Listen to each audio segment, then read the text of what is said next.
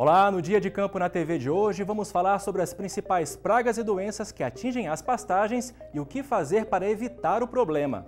As pragas e doenças que atacam as pastagens comprometem a produtividade pecuária. Para combater danos econômicos, os produtores precisam estar sempre atentos às medidas preventivas, como evitar a substituição da vegetação nativa pelas pastagens cultivadas.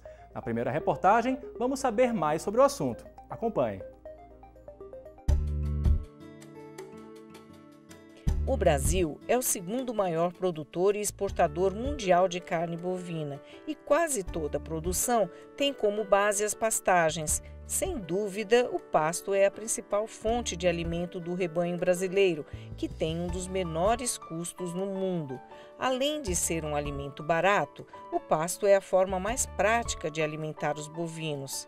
A área total de pastagens naturais e cultivadas no Brasil está em torno de 170 milhões de hectares. E como qualquer outra cultura, o pasto necessita de cuidados para se manter produtivo. E é aí que mora o problema, porque nem todos os produtores seguem as recomendações de como manter o pasto produtivo e sadio. A monocultura e a falta de um manejo adequado, por exemplo, pode causar problemas na pastagem, sendo um deles o ataque de pragas e doenças. Os pecuaristas devem ficar atentos e escolher a gramínea certa para a sua área. As sementes devem ser de boa qualidade e certificadas. Além disso, acompanhar o estabelecimento do pasto e cuidar da manutenção. As pastagens, assim como qualquer outra cultura, estão sujeitas a uma série de ataques de pragas e doenças que prejudicam a sua produção e, se forem desprezados, podem comprometer a produção de carne e de leite. Um dos motivos do aumento de insetos indesejáveis nas pastagens cultivadas e o aparecimento de doenças é o crescimento dessas áreas, muitas vezes originando extensas monoculturas, favorecendo uma maior oferta de alimento para as pragas. Estima-se que no Brasil a área de pasto cultivado é de cerca de 100 milhões de hectares. A substituição da vegetação nativa pelas pastagens cultivadas desequilibra o ecossistema e favorece o surgimento de pragas. Os insetos, bem como as doenças, podem causar danos econômicos às pastagens, reduzindo a produção animal. Conhecer as principais pragas e doenças que atacam as pastagens é necessário para conhecer que medidas preventivas de controle devem ser adotadas. Didaticamente, as pragas de pastagens elas podem ser agrupadas de três formas. No primeiro grupo, teríamos as pragas consideradas principais. São as pragas exclusivamente associadas às gramíneas forrageiras, de distribuição generalizada, podendo ocorrer em altos níveis populacionais, causando danos severos. Nesse grupo, nós incluímos as diversas espécies de cigarrinhas das pastagens. Num outro grupo, nós teríamos pragas ou insetos que são pragas, porém também associados às gramíneas forrageiras, porém de ocorrência ou cíclica, ocasional, ou muitas vezes associado a algumas poucas plantas hospedeiras. Aqui nós teríamos as lagartas, nós teríamos a cochonilha dos capins e no caso, o percevejo das gramíneas pertencente ao gênero Blissus. E por fim, o terceiro grupo de pragas e pastagens são pragas consideradas gerais. Aí são pragas ou insetos associados a outras plantas, mas que também podem atacar as pastagens, como é o caso, por exemplo, de formigas cortadeiras, cupins de montículo e o percevejo castanho. O aumento das áreas de pastos cultivados favorece o aparecimento de pragas. Por isso, o produtor não pode se descuidar. Afinal, tratar surtos é bem mais difícil e sai caro para quem precisa manter a produtividade. Outro alerta é quanto à monocultura, que não é recomendada. O produtor deve diversificar a área plantando vários tipos de capim. Na segunda reportagem, vamos saber mais sobre os insetos considerados pragas importantes das pastagens. Estimular o manejo integrado de pragas, enfatizando a diversificação de pastagens com o uso de cultivares resistentes, minimiza as perdas causadas pelas cigarrinhas, por exemplo, e este é o caminho. Dentre as pragas mais importantes que causam danos à pastagem, sem dúvida, estão as cigarrinhas das pastagens, seguidas dos percevejos castanhos. Tem também as lagartas, as formigas, os cupins de montículos, cochonilhas, os percevejos dos gêneros Blissus e outros insetos. Apesar de todas essas pragas citadas, Dr. José Raul, por que, em geral, os produtores não adotam as medidas de controle? Eliana, isso é entendido da seguinte maneira: a bovinocultura de corte no Brasil, ela é basicamente extensiva, né? Onde as pastagens são consideradas o principal alimento do rebanho. Pastagens, nesse contexto, são consideradas culturas de baixo valor por unidade de área. Em relação à soja, algodão, milho, por exemplo, que são culturas em que, se o problema de inseto existe, pode pensar em controlar. Em pastagens, o custo fica elevado, as áreas são muito grandes. E, em função disso, não adota-se medidas curativas geralmente. Exigindo, então, da pesquisa, e essa tem sido a nossa função, né, a busca de medidas que sejam alternativas ao químico. Em geral, dado o contexto do sistema de exploração, essas medidas têm que ter duas características: serem de baixo custo e de fácil adoção. Nesse caso, existe como alternativa, e talvez a melhor, o fato de você utilizar plantas resistentes no sistema de produção. E nós estamos aqui num pasto que está atacado por cigarrinhas, né? Como você já disse, a cigarrinha ela é a principal praga das pastagens, né? Por que isso acontece e quais são as medidas de controle? As cigarrinhas, elas são as principais pragas de pastagens não só no Brasil. Elas são em toda a América tropical, norte da Argentina ao norte do México. Nós temos anualmente, no período das águas, infestação por cigarrinha nas gramíneas suscetíveis. Anualmente, no período das águas, você tem o problema, dependendo da espécie de cada região, de infestar. São insetos sugadores, né? E que, ao sugarem a seiva, injetam toxinas na planta, e a gente vai poder ver aqui nesse pasto, né?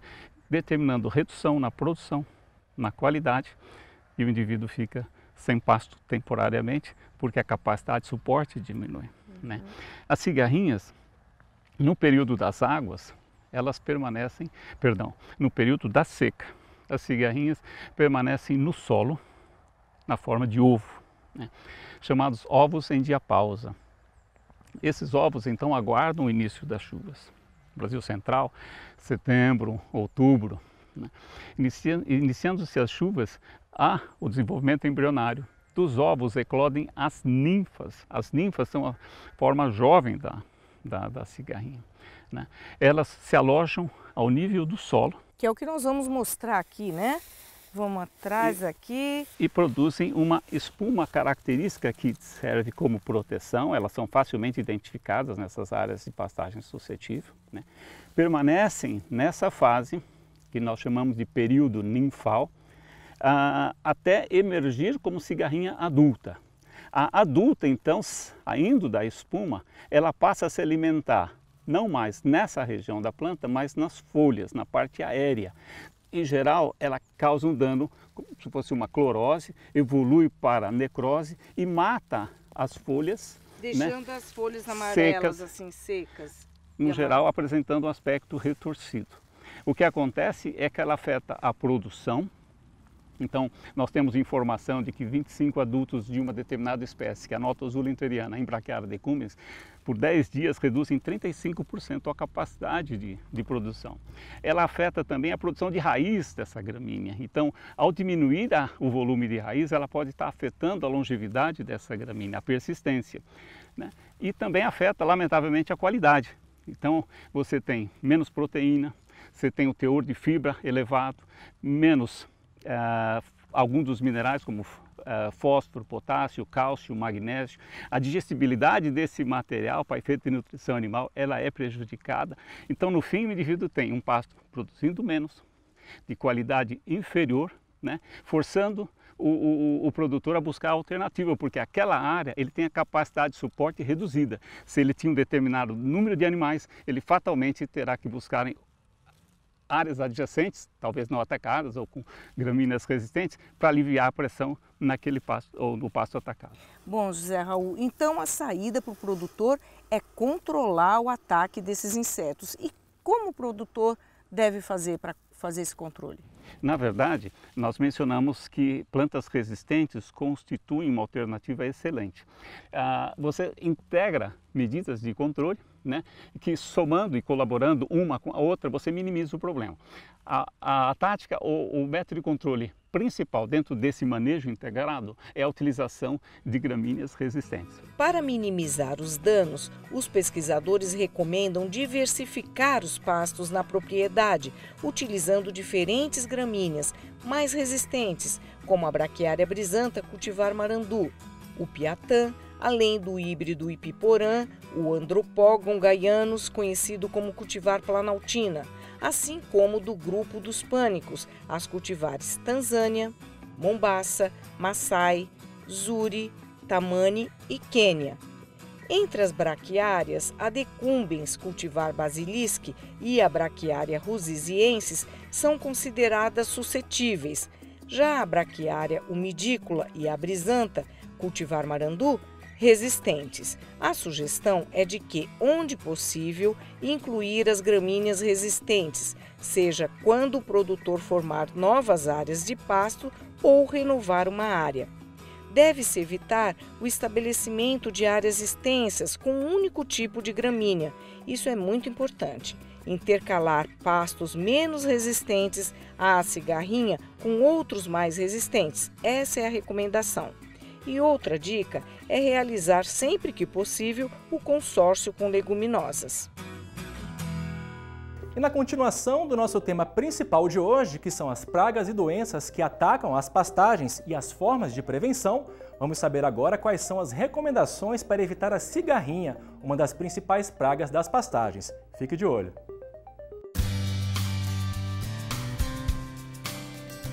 A cigarrinha, por ser a praga mais importante das pastagens, há de se reforçar as recomendações de controle integrado. E entre estes está o manejo das pastagens. Ajustar o número de animais na área é muito importante para evitar o acúmulo excessivo de palha ao nível do solo. E por quê? Porque isso resulta em condições desfavoráveis ao desenvolvimento do inseto. Esta ação deve ser feita sempre e mais ainda nos meses de maior produção de forragem, que são nos meses de janeiro e fevereiro. No caso do manejo integrado para cigarrinhas, nós temos nossa âncora, que é a diversificação, como você bem mencionou, utilização de gramíneas resistentes. De forma complementar, você pode contar com o biológico, com o químico ou práticas culturais. Com práticas culturais, nós entendemos que na pastagem nós podemos utilizar, por exemplo, a carga animal para manipular a altura da gramínea e afetar o microclima do inseto desfavoravelmente. Nós sabemos se o manejo é tal que permite sobra de pasto, o animal seleciona as folhas ponteiras e as mais velhas senescentes se acumulam. Essa palha ao nível do solo gera um ambiente escuro e úmido e favorece muito a cigarrinha por conta de que a planta emite raízes superficiais e são fontes de alimento para as ninfas. Você garante a sobrevivência, repercute num nível populacional elevado. Como controle biológico, nós temos o uso, que tem sido quase que exclusivo, do fungo Metarhizium anisoplo. Desde que seja um produto de boa qualidade, ele deve ser utilizado tendo a ninfa como alvo. Então sugere-se que, se a opção for o controle químico, que tenha-se o adulto da cigarrinha como alvo e em que momento? Quando do início da emergência da espuma. Isso implica que o indivíduo ele teria que acompanhar, de certo modo, a população no campo e no início da emergência do adulto ele vai se expor, porque ele se alimenta nas folhas e o controle pode ser mais eficaz. Das alternativas, qual é a mais eficaz? Indiscutivelmente, a melhor alternativa, mais importante, é a utilização de gramíneas resistentes. A gramínea, quando resistente, na seleção que nós fazemos na Embrapa Gado de Corte, buscamos um mecanismo de resistência denominado antibiose. É algo que depõe contra a vida do inseto, a sobrevivência diminui, prolonga o ciclo de vida do bicho. Ao final, você tem um potencial de reprodução menor, a população não cresce e não constitui-se, então, ameaça à produção. Basicamente, seria isso. Mas não só de cigarrinhas sofre a pastagem. Outros insetos prejudicam a produção da forragem e merecem atenção, como o percevejo castanho, um inseto sugador que ataca o pasto nas raízes, ocasionando perdas de produção. Nós estamos numa área afetada pelo percevejo castanho. Fabrícia, quais são os danos que esse inseto causa nas pastagens? Bom, Eliana, o percevejo castanho é um inseto de solo, ele se alimenta através da sucção de seiva das raízes. Então, as plantas vão ficando com um aspecto amarelado, depois elas secam e morrem. Onde elas morrem, vem a planta invasora, que pode tomar conta da área toda. Então, esse é um exemplo de planta invasora? Isso. E aqui nós estamos com o assistente Ivan. E o que você está fazendo aqui, Ivan? Fazendo amostragem para coletar o percevejo. E esse cheiro característico, Fabrícia, que cheiro é esse? Parece o da Maria Fedida? Isso mesmo, o percevejo castanho ele tem um odor característico dele mesmo, que se assemelha com o de Maria Fedida. E que é o que o produtor pode perceber na hora da coleta, na hora de uma amostragem, ou mesmo na hora de uma revoada do inseto. Você pode mostrar para a gente qual que é a ninfa e qual é o inseto adulto? Então, os adultos são esses de coloração castanha, que é o que o nome dele, né, percevejo castanho, é justamente por causa da sua coloração. As ninfas, elas têm 5 tamanhos diferentes, que são os estádios, e elas são esbranquiçadas. Ambos passam o tempo todo embaixo do solo, sugando a planta e causando esses danos que a gente pode ver aqui. E o que o produtor deve fazer para combater esse inseto nas pastagens? Bom, não há muito o que fazer, no caso, principalmente no caso de pastagens. O que a gente tem indicado é a reforma da área. Fazendo o quê? Fazendo a correção da área, da fertilidade do solo, adubando, mantendo a planta mais nutrida para que ela possa suportar o ataque do percevejo. No momento nós não temos uma forma de controle específica para isso, nem um inseticida registrado, uma planta resistente. Estamos estudando isso, preocupados com essa situação que tem causado prejuízos ao produtor em nosso estado e em outras regiões do país. Além do percevejo, existem as lagartas, as formigas cortadeiras e o cupim de montículo.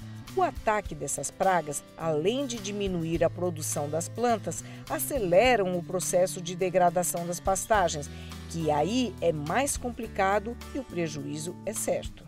Zé Raul, com relação às outras pragas, como as formigas, as lagartas e os cupins, qual a importância desses insetos na pastagem?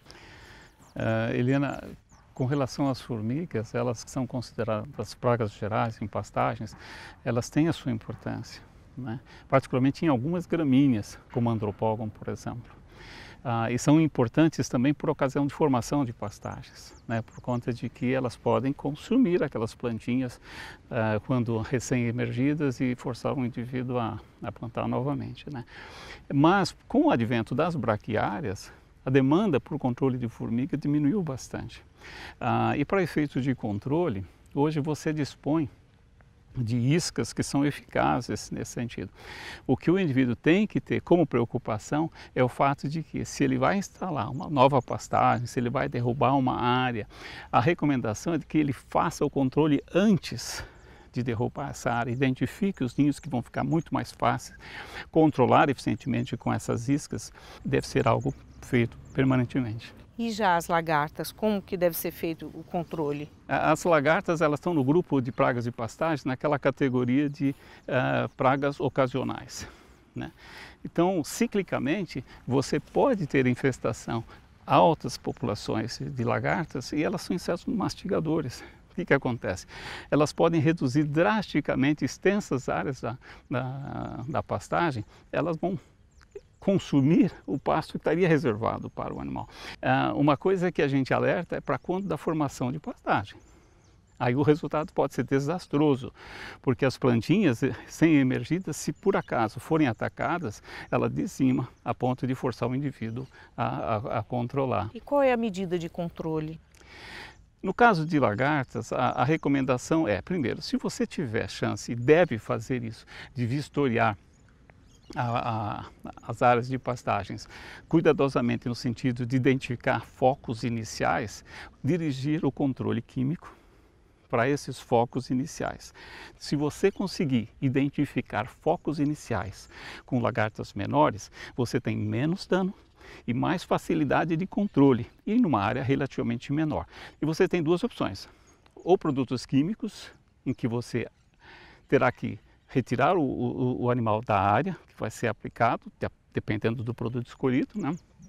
Ou lançar a mão de produtos biológicos, a bactéria, o Bacillus thuringiensis, muito eficaz. A militar é até mais difícil um pouco de você controlar com o Bacillus thuringiensis, mas com o aumento da dose você consegue resultados eficazes também. Tá, passando agora de lagarta para cupim, né? Uma das preocupações do produtor é como controlar os cumpizeiros. Qual a importância deles nas pastagens? Cupins de montículo em pastagem, eles despertam interesse que só perde em relação às cigainhas. O que nós temos feito nas oportunidades que temos como esta é de minimizar a importância que os cupinzeiros de montículo têm em pastagens, né? Você poderia ter situações onde fala, bom, mas eles podem estar degradando a pastagem, né? Causando dano direto no pasto, mas na verdade ele não degrada, ele é um sinal de degradação. Alguém então se refere, bom, tá bom, se ele não causa dano direto, ele pode estar causando dano indireto. Aí eu concordo em alguns aspectos. Por exemplo, ele pode abrigar animais peçonhentos, ele pode dificultar a movimentação de máquinas. Muitos dos cupinzeiros que nós constatamos em áreas altamente infestadas, muitos deles, e talvez a maioria, está morta. Há quem afirme que ele possa até ser benéfico por conta de que ele é um decompositor. Então, ele não ou não justifica a preocupação como praga, absolutamente. Manejar o pasto de forma adequada, além da adoção de medidas preventivas contra pragas, significa também estar atento às doenças que podem comprometer e muito a atividade pecuária. Na quarta reportagem, o pesquisador Celso Dornelas fala sobre as doenças das pastagens e como prejudicam a produção. Acompanhe. Assim como as pragas, as doenças prejudicam o desenvolvimento das plantas. E a falta de cuidados com as pastagens, como de se fazer um bom manejo, predispõe as plantas às doenças. Com a expansão das áreas de pastagens cultivadas, várias doenças passaram a ter importância. E as regiões mais afetadas são a centro-oeste e norte, com grandes áreas de pastos. Os estudos referentes aos agentes que causam doenças nas pastagens e mesmo nos campos de produção de sementes são poucos e por isso são poucas as informações de combate. Sabe-se que a aplicação de fungicidas nessas áreas é considerada inviável. Entre as doenças que atacam os pastos estão a mela das sementes da braquiária, causada por um fungo. Acredita-se que sua disseminação ocorra por insetos e por gotas de chuva.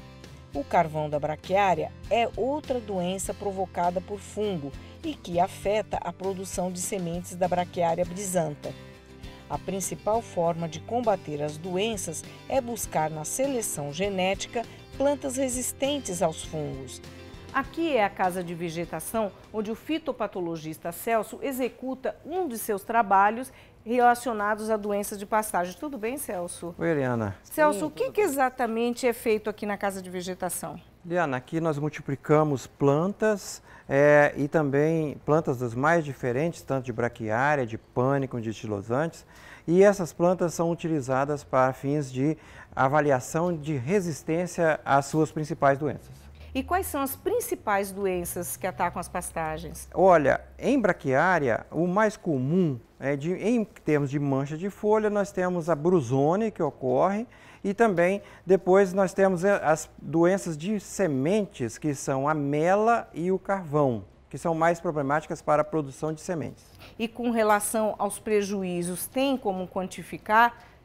Sim. Sempre a gente avalia os danos que essas doenças causam, né? A perda que se tem, e aí então algumas causam mais, outras menos, mas chegamos à situação de 50%, 70% de perdas de produção, seja de sementes ou seja de produção de folhas, né? Causadas pela doença.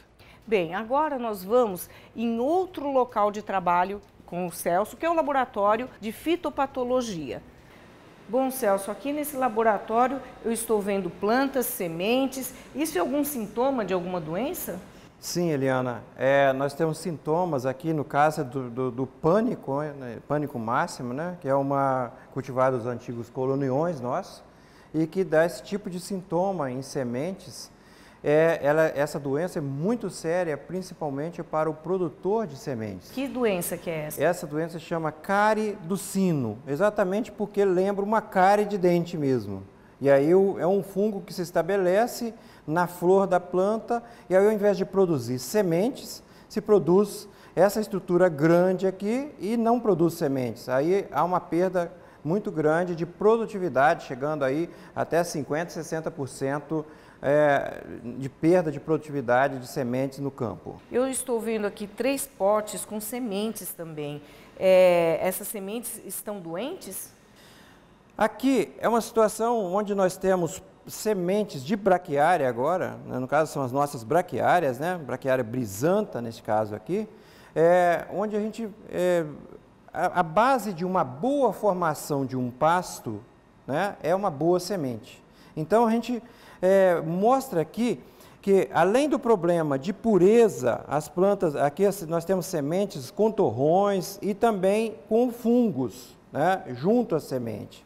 E aqui nós temos, esse é um problema. E aí então, se a gente começa com uma semente ruim, a tendência é de a gente não ter uma boa formação do pasto lá no campo. E também problemas de patógenos que estejam associados às sementes, principalmente quando você pega sementes com baixa pureza. Essas sementes com baixa pureza normalmente carregam muito mais patógenos junto a elas para o campo. Isso é totalmente indesejável. Então, aí a importância do produtor adquirir sementes mesmo de boa procedência, boa qualidade. Agora aqui eu estou vendo algumas folhas e estou vendo uma aqui que está... Isso são doenças, Celso? Sim, aqui já é outra situação. Nós temos plantas, né? No caso aqui é uma planta de pânico máximo, cultivar Tanzânia, apresentando sintoma de uma doença chamada, uma mancha de folha, né? Causada por um fungo também. Uma das coisas que a gente trabalha aqui é identificando essas doenças e depois buscando formas de controlar essas doenças que a gente vai discutir na sequência. Tá. Celso, é fácil o produtor identificar essas doenças no campo? Nem sempre, Eliana, porque às vezes você tem sintomas bastante parecidos e com causa diferente. Então, um dos principais trabalhos que a gente faz aqui é identificar claramente qual é a doença, qual é o agente que está causando aquela doença, para que depois a gente adote medidas de controle adequadas. A cada lançamento de plantas da Embrapa, então todos esses estudos são feitos e por isso, quando se lança um capim novo, aí já está determinado que aquele capim, por exemplo, ele é mais resistente a doenças e fungos. Exatamente. Daí que é um trabalho bastante difícil, bastante complicado, exatamente porque nós temos a principal linha de pesquisa a gente realmente obter plantas que sejam resistentes, por exemplo, a essa doença. O controle, né, você pergunta outras formas de controle. O controle químico que é tão utilizado na agricultura, na soja, no milho, no arroz, no trigo, para as forrageiras, ele não é economicamente viável, porque são grandes áreas e o custo de aplicação desses produtos é muito alto. E o custo e o benefício que dá por unidade de área é pequeno. Como em outras culturas, qualquer estratégia de controle de doenças em forrageiras deve estar inserida no contexto de manejo integrado. Assim sendo, formas de prevenção devem ser adotadas, tanto para pragas como doenças, e são elas: a diversificação das pastagens, uso de cultivares com resistência a doenças, quando disponíveis, uso de sementes tratadas, escolha da época e da área para a semeadura, manutenção do bom estado nutricional das plantas, controle de plantas invasoras na área, uso de fungicidas na parte aérea das plantas, no caso de campos de multiplicação de sementes, e cuidados durante a colheita e beneficiamento das sementes, quando se tratar de áreas de multiplicação de sementes. Presume-se que muitas doenças em forrageiras tropicais têm os seus agentes infecciosos nas sementes. Por isso, a importância de se adquirir sementes de qualidade e com alto valor cultural. Só assim para barrar a propagação de doenças das pastagens. Gostou do assunto de hoje? Quer saber mais informações sobre como controlar pragas e doenças nas pastagens? Então entre em contato com a Embrapa Gado de Corte, em Campo Grande, Mato Grosso do Sul.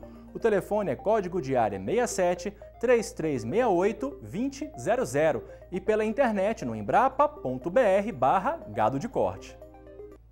E o Dia de Campo na TV fica por aqui. Para assistir a outras reportagens, acesse embrapa.br/Dia de Campo na TV. Semana que vem temos um novo encontro. Obrigado pela sua companhia e até lá. Tchau!